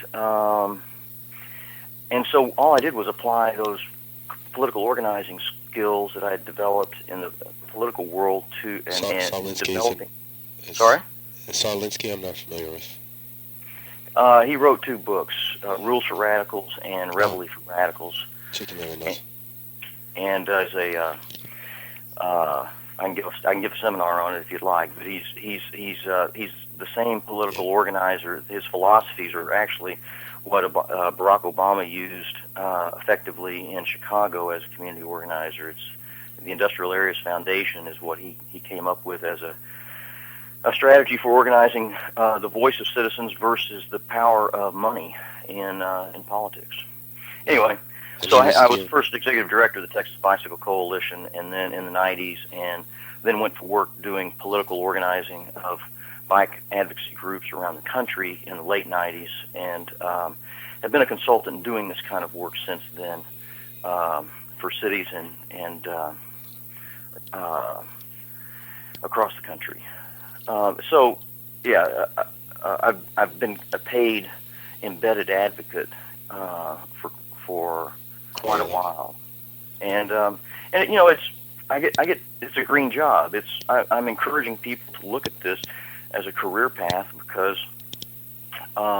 it's emerging as I mentioned all along, as a professional position with a number of facets, from public works and building projects to economic development and selling a city on as a consumer city, as a high quality of living, and a place where people that value that sort of thing congregate and thrive. So embedded advocate is what you would call the job path, the career path? Well, that's what happens, is that I get put into the conversation in a community either as an advocate, or as a consultant. It's always as a consultant, but yeah, my job is to be a specialist and help them see the world from a cyclist's point of view, show them designs that are effective in other places so you're not reinventing the wheel. And it's a realization that this is a specialty field and an emerging field, and that the people that are oftentimes in positions of power to implement these programs don't have any specialty skills, and so they need to find that, and I'm one of the guys that they oftentimes turn to. As somebody who knows bikes. As knows bikes, knows bike design, knows bike policy, and so yeah, there's a range of skills within this field that you can go into and become a specialist within a specialty field, actually. And it's emerging. That's the thing. It's as cities see that there's funding to be had for this, as they hear from constituents that they want them to, that they're judging their political support to some degree, not maybe exclusively, but to some degree, on how much this elected supports their bike program, and is actually participating in the conversation as a change agent, not just somebody who's observing what's going on, but using their position as influence to make something happen during their brief tenure in that job. And so anyway, yes, that's what advocates do, and some of us are working for LACBC or other organizations, and some of us are working at the very much the local level. Well, thank God we got the LACBC. It's good that we got an organization like that. Yeah, are you kidding me? Yeah, it is good, and I would argue that's they're playing their hand very well at pulling Los Angeles and other cities along. I think we're in a really solid place here. In terms of LA County and the bike conversation, with everything that we're looking at, diminished revenues across the board, bicycles are becoming a smarter urban transportation tool than ever before. And so this is not a hard sell. It is a hard sell for 50-plus people who are kind of locked into a mindset and a lifestyle. But 20-somethings and 30-somethings are the low-hanging fruit here. They're the ones that won't be buying a house out in the suburbs and setting up a long commute lifestyle. They're looking for a car-light lifestyle. And Long Beach is really well situated to receive that and to support that style of living. And that's what's exciting to me, is being able to model that, show that, and see it work. We had an architectural firm that reported to us 2 weeks ago that they got their first contract because they, to some degree, they knew their work, but it helped that they were from Long Beach and that they were part of the Long Beach conversation and story that's developing here. And I had that same experience as a consultant based in Austin, Texas. I got work in New York and elsewhere because I was from Austin and was familiar with the Austin story. And so, the joke here is we're all familiar with what Beverly Hills adjacent means, right? Mm-hmm. Well, this architectural firm now is referring it to itself as Long Beach adjacent. Well, I'm not sure if I do know what that means when it comes to Long Beach. Oh, the real estate guys in Beverly Hills, they all the cities around Beverly Hills refer to it as Beverly Right. Hills adjacent. Right. And so it's a similar association that they're looking for. Well, Chicken Leather wants to know if they're updating the blue line, and that ties into what I also wanted to ask you about. The way bikes can be like part of the what's called the last mile. Yep. Yeah. Yeah. Well, coincidentally, part of that money that I told you we've raised was spent to develop, enhance the access to the blue line all the way through Long Beach. And so we just finished up that plan, and we're getting funding for it now, where we're asking for funding to do specific portions of that. And that's, it's a classic example of how that last mile theory is being played out along the blue line, because we essentially looked at that as a corridor and have devised ways to connect sidewalks for pedestrians, connect bike routes and bike lanes and other facilities. And we've got to. It's not 100%, but we're going to be doing a significant improvement in access for non-motorized to the blue line. And my guess is if things go, it ought to be completed probably in about 2 years. And it's a point of pride for us. What does it look like, the access? It means bike lanes essentially on every arterial and collector street. Looking at the each stop as a hub with spokes coming out from all sides, developing bike lanes and share lanes and so forth to get people to and from. Excellent parking from bike stations, non-manned bike stations to standard racks and so forth, and getting rid of the obstacles that exist along the routes for pedestrians. That's we're a older urban environment that is built out, and most of it was built out in an era where we didn't treat pedestrians like second-class citizens.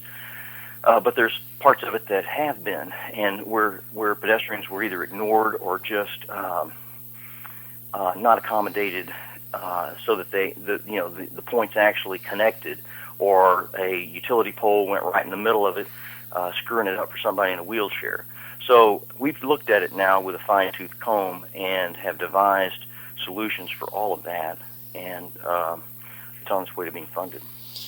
Charlie, this is Chicken Leather again. I know that one of the destinations I usually pick off of the blue line, and it's right across, right on one of the stops, is the bike hub there. I know the bike station is off of, I think it's 3rd Street, and I'm just wondering what part these little things have played, and what were some of the mistakes or some of the problems that the bike station first faced and you've corrected, and if you're going to keep expanding these programs with the bike hub. I know you're working in unison with them, but do you see more with universities or what have you? Tell me about that. So there's two things there: the bike station, which is downtown, and then the bike hub, which is up at Long Beach Boulevard at PCH. So the bike station is a commuter hub that we've just redesigned, rebuilt a new building on it, and as part of a redevelopment of our whole transit operations. One of the cool things about Long Beach is that we're big enough to have some resources, but small enough to actually move and make them happen. And so freshening up our transit and freshening up the messages related to transit, both buses and light rail, are two of the things that are among this package of a renewal happening in urban Long Beach. So the hub is an example up on PCH and Long Beach Boulevard, is an example of where this big hairy goal that the city decided to take on, and that is to become one of the best bike cities in the nation, has served as a catalyst for, among others, people getting together and creating a bike co-op that serves it serves the neighborhood. We've collected some 200 bikes in the last 8 months that have been reconditioned through there. People have been trained to work on bikes, It's adjacent to Poly High School, so they've got a program with Poly High, and it's run by volunteers and is part of a small university's campus. It's an example of how the energy of this campaign is serving to catalyze independent action such as that, as well as what the city's doing. And so we're real proud of that. We've got other examples include bike shops that are opening, neighborhood bike shops that are opening because of things going on. You ask about other hubs like that.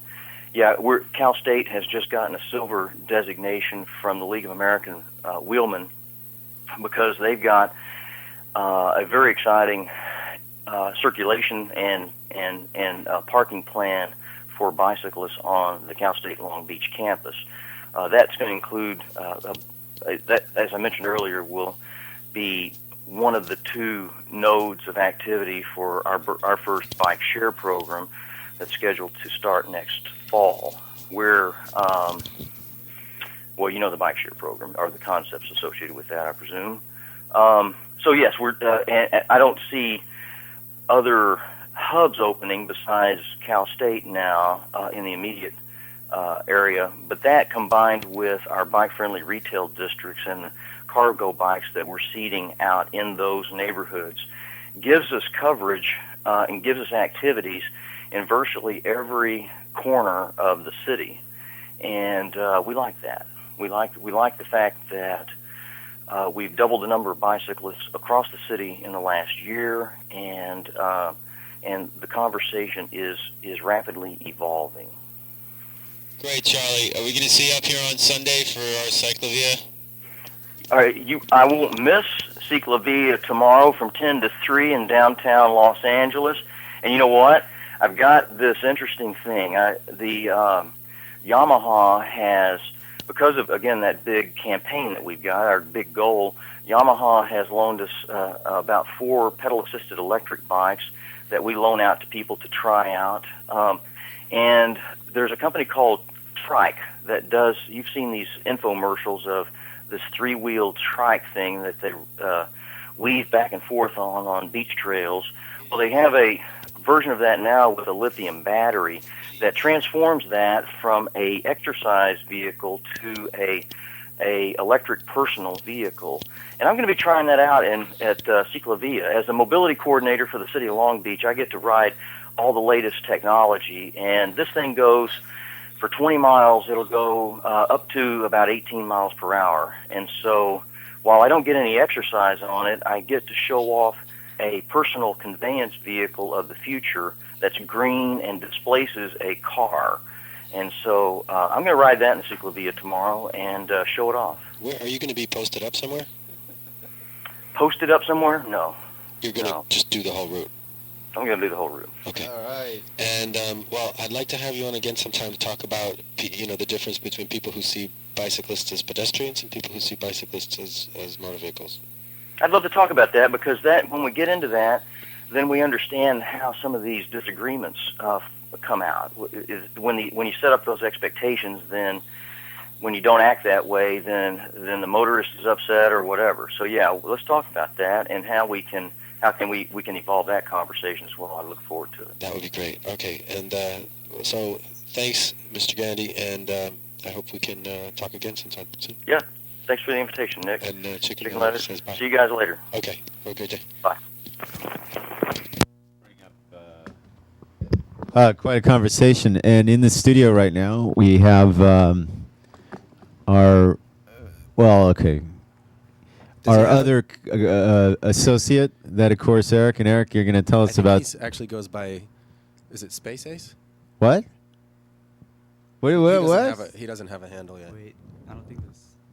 The mic's not on. You got to bring up his mic. Blue. Is it punched in? That you lost me.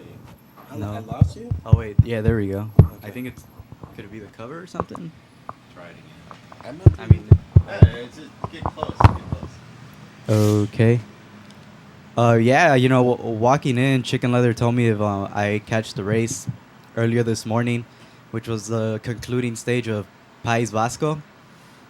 great stage. Final time trial, 24 kilometers. Andreas Kloden, second place, but took the overall 11 years later. He won this race 10 years ago in 2000. So, he once again proved out there in the cycling world that you're never too old to win anything big.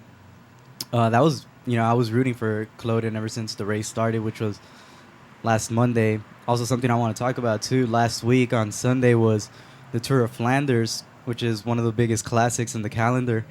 Nick Nuyens from Saxo Bank took the win in front of Sylvain Chavanel and Fabien Cancellara. Defending champion Cancellara, who was on Saxo Bank last year, was the guy everybody was looking to, to follow his attacks and everything. He was the most targeted man. I'm sure for Flanders, the Saxo Bank manager, Bjorn Rees, probably didn't miss Fabian so much, given the fact that one of his riders, Nick Nuyens, won. Nick Nuyens, of course, won Umlaut Het Nieuwsvat. I'm not sure if I'm saying it right. Yeah, these names, it's amazing. Impressive. You're impressing us. Yeah, and I mean, Sylvain Chavanel broke off, solo, and he was gone for a while until Fabian did his attack. And, I thought it was actually going to come down between those two, but if it did, I was sure Fabian would have taken the win, given that Fabian has a stronger kick towards the end in a sprint. But it wasn't that wasn't it. And George Hincapie, the veteran, also took 6th place. So, and tomorrow we have the biggest classic, Paris-Roubaix, right, also known as the Hell of the North and the Queen of the Classics. Again, Fabian is going to be the targeted man, given that he's also the defending champion. Tom Bonin didn't get a podium for Flanders or anything, but he says he's looking great after his win at Ghent-Wevelgem. Alessandro Ballan is looking great after 2 years of bad luck, mostly 2008, 2009, mostly because of that world champion curse that everybody says, and 2010, not sure what was up with him, but he's looking strong now, and we'll see how it goes. Impressive, yes. So you brought up cobblestones. Yeah, Paris-Roubaix. Paris-Roubaix. It's probably going to be the final of the major classics, the Cobbles Classics. One day. Yeah, from there you're going to go to the Ardennes Classics, which are mainly in Spain. They're around, same distance. And then the Giro in May. Right? Yeah, they're around the same distance, but, there's no cobbles. It's just like those short, punchy climbs and everything. Right. But, yeah, like you mentioned, the Giro d'Italia, which is in May. Then, of course, California, the Amgen Tour California is in May as well.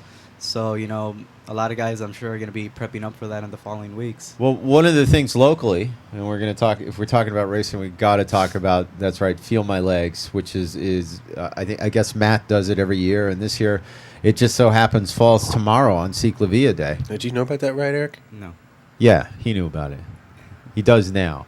It's not on the. I know you never see it. It just sort of sneaks up on you. They sort of have it somewhere between the Fargo hill climb and the other one, but it includes Fargo and Baxter. They do 10 of the steepest hills here in Los Angeles, and we always joke that it's climb on that. Oh, it's starting tomorrow at 10 o'clock. You can't. I mean climb at on 8 o'clock. No, I don't think gears. you could do it with 26-inch wheels, and that frame itself is probably heavier than some of those guys' wheel sets and bike combined. I can't do it on a single. Yeah, well, we're gonna get him a bike one of these days, and he's gonna report on it. Maybe something a little lighter. Though Cole did it on some steel frame ass bike a couple years ago. He had a crash on it, and he probably would have won the whole thing if it wasn't for the stupid crash off the back end of Baxter, which they now call Cole's Hill. It's not the back end of Baxter anymore. It's Cole's Hill. So anyway, but we could argue here and see, like they always do. They sort of argue who's going to beat Jack. I don't think Jack's a factor. I think everybody always has some clue about how they're going to either spike Jack's tofu breakfast or. So Jack's the guy who's won. Oh, Jack's he's the animal. He's done it so many years in a row. I remember seeing him one year before I ran off to. This is what I love about bikes. They always plan 3 events against it. Tomorrow, there's not only the Ciclavia, there's also the big bike conference going on in San Diego, and then of course, what's the third one? The City of Angels is a kind of fundraiser that Volkswagen is doing in unison with them. I know their numbers are down because of the Ciclovia. I'd love it just one year if everybody could like ride from one event to the other event and all join in at all the events and sort of root on everybody. But anyway, that being said, Feel My Legs, they were also looking at maybe... Are you doing that tomorrow? No, I think I'm going to get there and just trash talking for 10 minutes, which is more fun than actually doing the ride, right? Sure. Yeah, Eric knows about that. No, I've actually ridden the route. I've never really done the ride. I mean, those hills are hills, man. I mean, Mount Washington, dude, it may look like French countryside, but once you start riding it, it feels just like every other bicycle race, man. It just is. It's hard getting up to the top of the hill and being, on the podium. That sounds nice, French countryside. It does. Have you ever ridden up Mount Washington? No, it's I have not. pretty nice little route. But the ideal situation to do it on Sunday is with a girl and a picnic lunch. Well, yeah, after the Ciclovia. If it looks like that. Oh, it's beautiful up at the top. It really is. But that being said, they're doing a couple more. I think they added Thompson over there by TV Bikes. Somebody said, "Hey, why don't they ride up to the top of the radio tower?" And of course, like the goat guys they're doing that. So anyway, that's tomorrow 8:00. I think they meet at the Sunset Triangle. At least that's where they've met for the last couple of years. And so maybe I'll flag them down in front of the oven and see if they need air or something, because then I have to rush down to the Ciclovia. There is a ride to the Ciclovia, and as luck would have it, there is also, that's right, the second Saturday of the month. What does that mean? Oh, Spoken Art Ride. Right. Oh my God, I didn't have to tell him. That's right. It's a Spoken Art Ride. We actually we're going to have a Ciclovia theme. However, we realize that a lot of what we're going to do is going to be a compilation within the community. So if you take pictures tomorrow at Ciclovia, either print them up or print them out and bring them over to the Bike Oven. And at the end of the month, we'll have the big Ciclovia/video installation over at the Bike Oven. Oh my God. And there's the phone. It's our last phone call here on the day. Maybe not. Maybe it's just... Maybe it's not. Here we go. Yeah, just let's close it up. Hold on.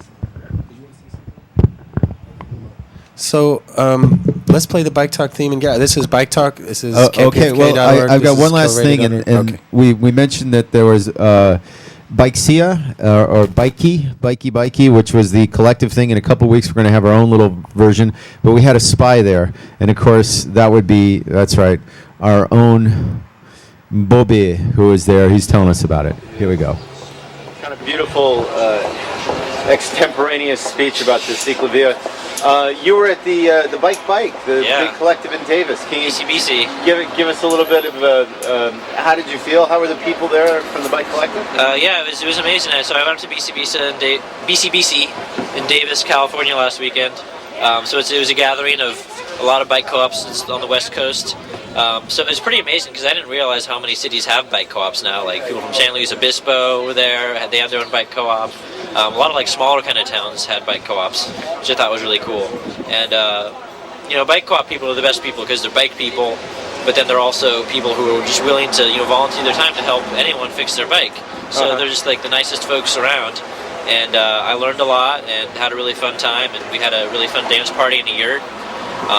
So it was just dance party in a yurt. Yeah. This brings back images of the old farm lab. And stuff. Yeah. We had a disco ball. We all put our strobing bike lights on the disco ball. Oh, that sounds funny. So, but it wasn't all fun and games. You guys discussed some policy issues. Yeah. And there were workshops about like nonprofit incorporation and how to work with disenfranchised communities, like how to create a culture of a bike co-op and all that stuff, which is all really useful. These sounds like inroads into branding or taking the idea of a co-op almost nationwide. This might be an answer to some of the economic problems. Yeah, it was interesting. There's actually a guy who attended who was on the city council of a city, like a smaller one, kind of in Central California, and he was just there because the city has a space they want to start a bike co-op in. So it's like the city initiated, and they want to develop a bike co-op there. So now I think more people are starting to recognize how bike co-ops are a cheap and easy way to kind of kickstart bike culture in a city. and also provide a nice safe space for teenagers to learn a skill and have somewhere to go and hang out, and it's like a nice community thing in addition to it being a bike thing. Well, we've seen it flourish here with the idea that if you move in a bike co-op, things like the ice cream store will start, and then the restaurant, and then a real bike store might move in. Yeah, it's a good way to kind of develop a neighborhood and to kind of start more local business scene and stuff like that. So on the QT here, this Cyclovia event, there's not a bike share program here in Los Angeles, but we've heard tale that it's coming. Have you heard anything? I've heard rumors. I haven't been directly involved in that, but there are rumors that people in City Hall are very interested in looking at some different proposals for bringing a bike share program to LA. Well, that's fantastic. Yeah. So once again, the bike, what was it? BikeTalk? BCBC was a big hit then. Yeah, it was really great. It was really fun. Besides a hangover, did you bring anything else that you think you could put in play here in Los Angeles? Yeah, I mean, it was interesting. They talk. It's like in some cities, the bike coalition, the advocacy group in a city, like directly. Is part of the bike kitchen there too. So like in San Luis Obispo, the bike kitchen is part of the bike coalition. So I want to strengthen the tie between the LA County Bike Coalition and all the bike co-ops across the county, which has started to happen with the County Cycling Collaborative organization. And there's also here we're having our own mini bike. Yeah. We're having a regional LA bike conference April 23rd and 24th.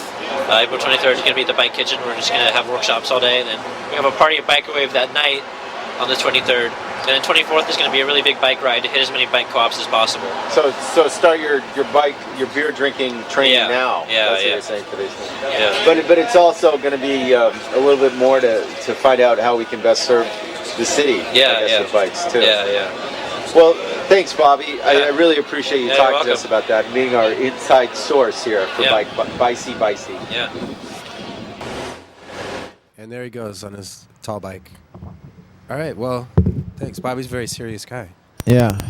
All right, well, that's it. Okay. And we want to thank Eric and his insight into the... oh, there's the phone. No, it's not the phone. It's not the phone. It's not. It's not the phone. Let's just go. All right. It is Bike Talk here on Kill Radio and KPFK. Ride safe. Enjoy the Cyclovia.